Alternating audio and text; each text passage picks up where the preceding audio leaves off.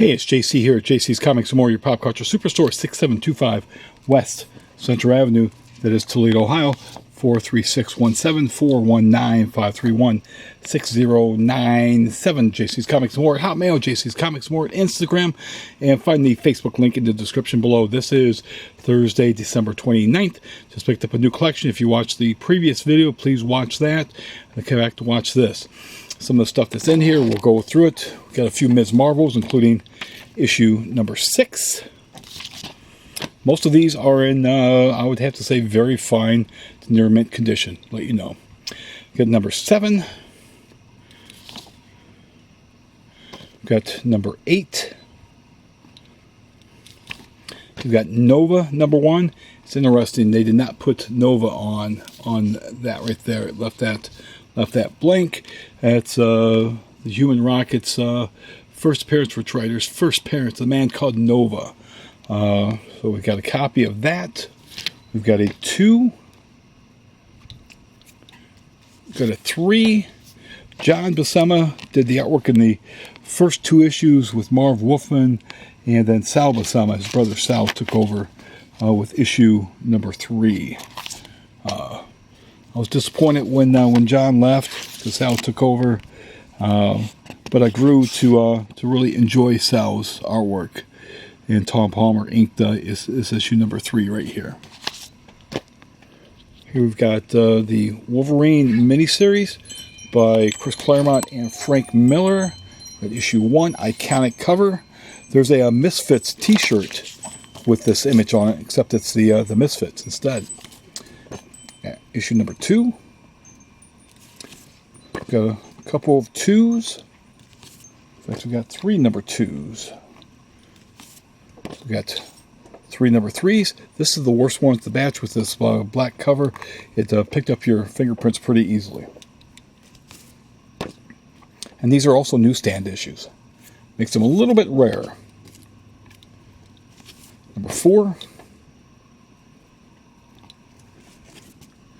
Here we've got Warlock, or The Power of Warlock is the first issue, as they said, but it was Warlock number 1.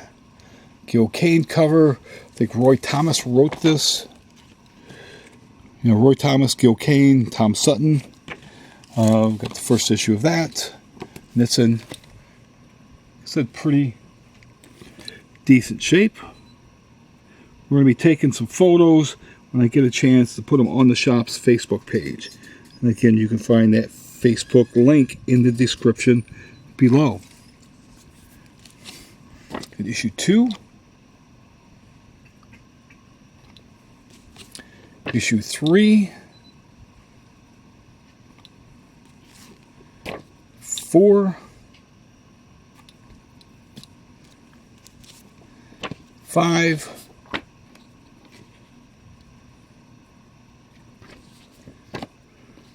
Mike Friedrich was the writer at this point. Roy had left the book already at that point. Let me see if Mike...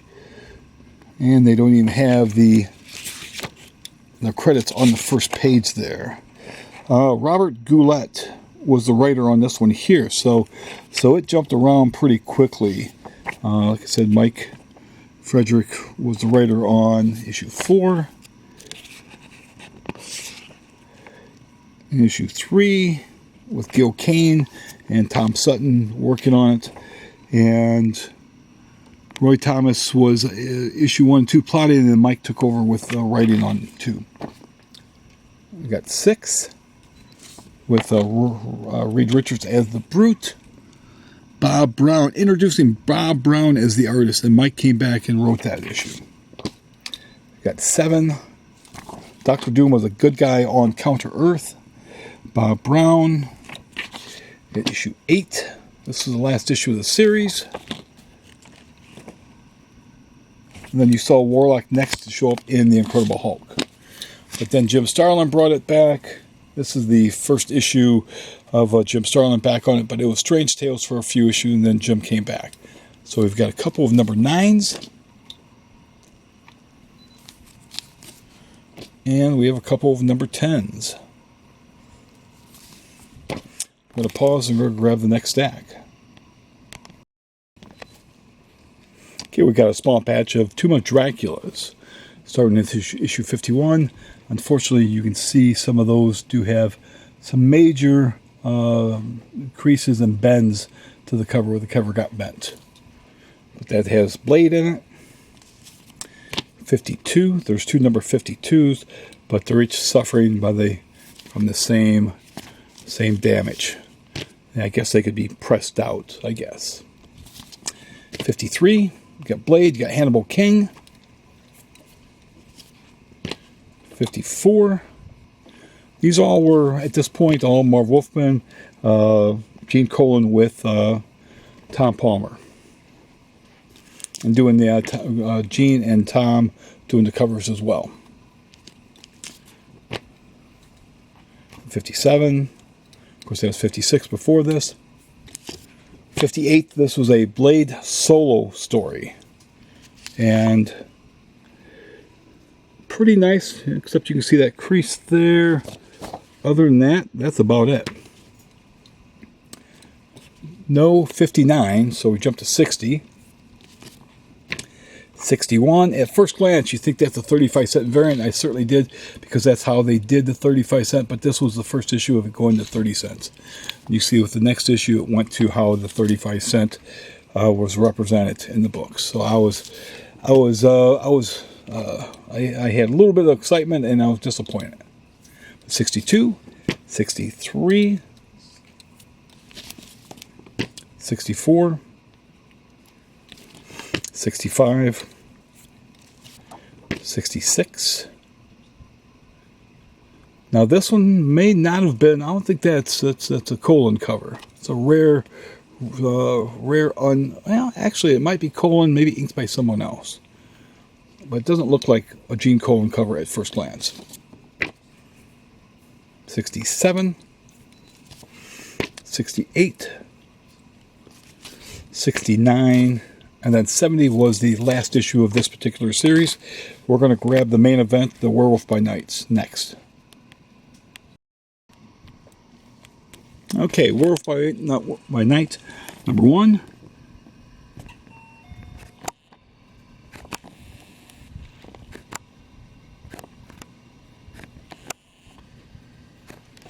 It's a pretty nice copy, except you can see where the comic on the other side, probably the ink was wet, so it kind of stuck there a little bit. But still, a very solid copy. With the exception of that, that's really the only real flaw in this particular issue. Now we've got another one. This one did not suffer from that same issue. And let's see here.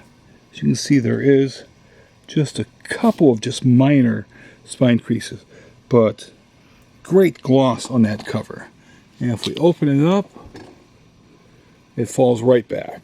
That's a good sign. These are written by Jerry Conway, and then Marv Wolfman took over, I think, with issue like 12 or 13. But we got issue number 2.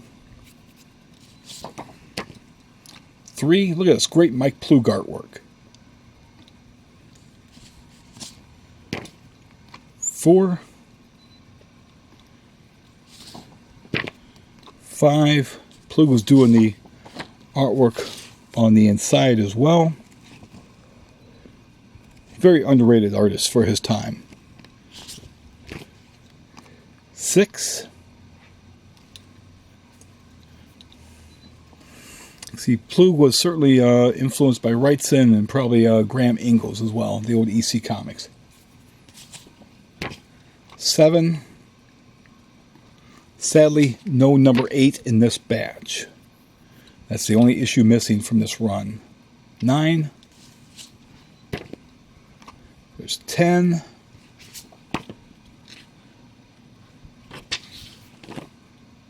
it's his sister Lisa. 11, and Marv Wolfman took over with 11. There's 12,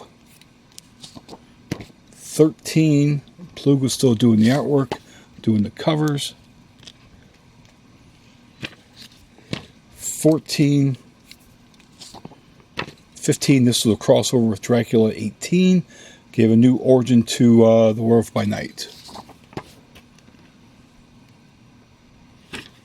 Got 16, 17, Gil Kane cover. So Plug probably at that point may have been off the book. And he was. Don Perlin took over at that point, and Mike Frederick became the scripter at that point. At 18, War of the Werewolves. At 19, another crossover with Dracula. 20, 21, 22. This, boy, great two-page spread in this right here.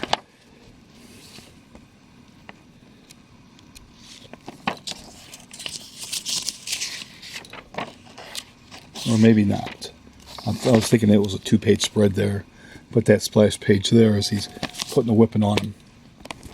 23, 24, 25, classic cover there. 26,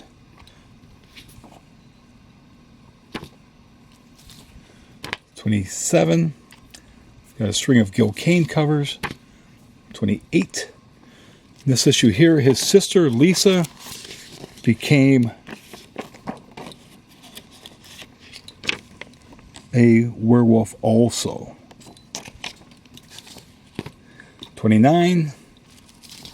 We've got 30 and 31. We're going to grab the next stack because you know what's next.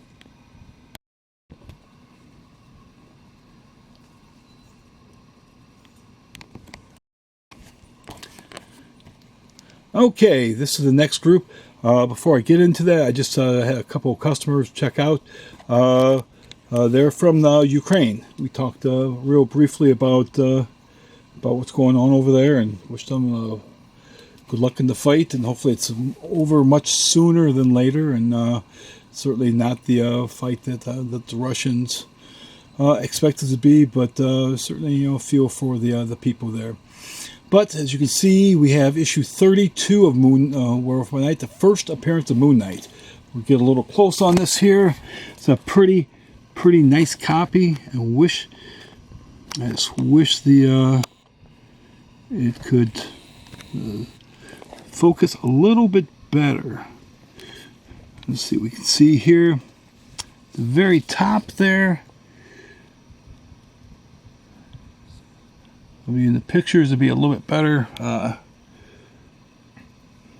but this is a very sharp copy. See, there's just a couple of minor creases right there.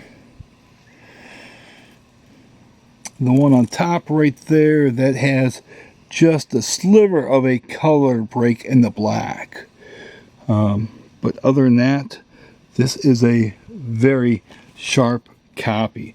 Anyone would be more than happy to have this copy. And it's possible that this up here, and even that there, that would press out, and that you still have that there, but the back is beautiful as well.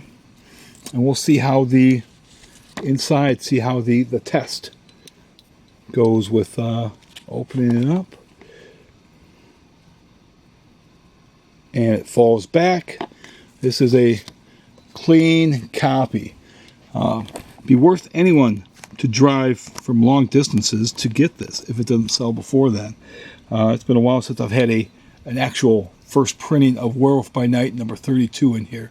So we'll see how long it's in here, and I'll take pictures and have that up on the shop's Facebook page. It'll probably be set some point tomorrow, whenever I can squeeze that in.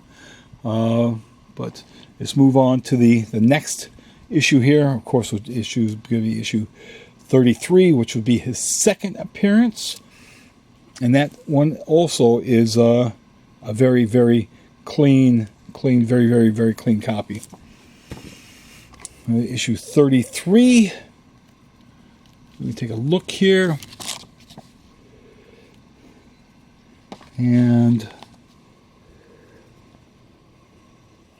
there is virtually no spine creases at all on this.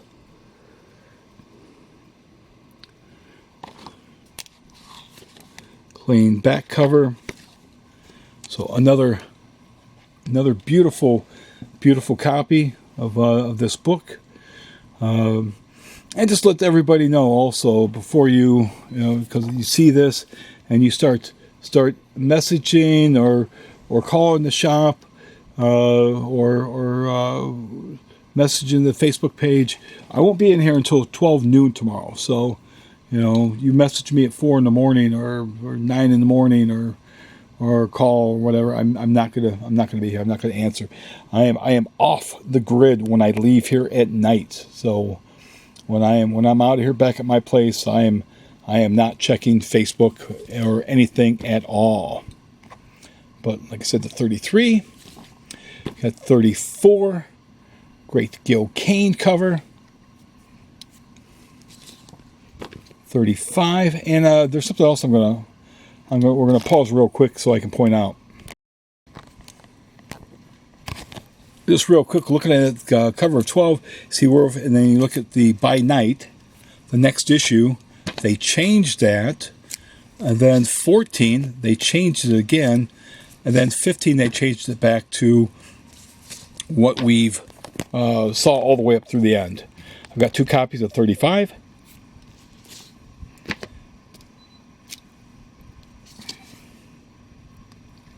Got 36, and these also, by the way, have the Marvel value stamps in them. I checked every single copy. They do have the Marvel value stamps.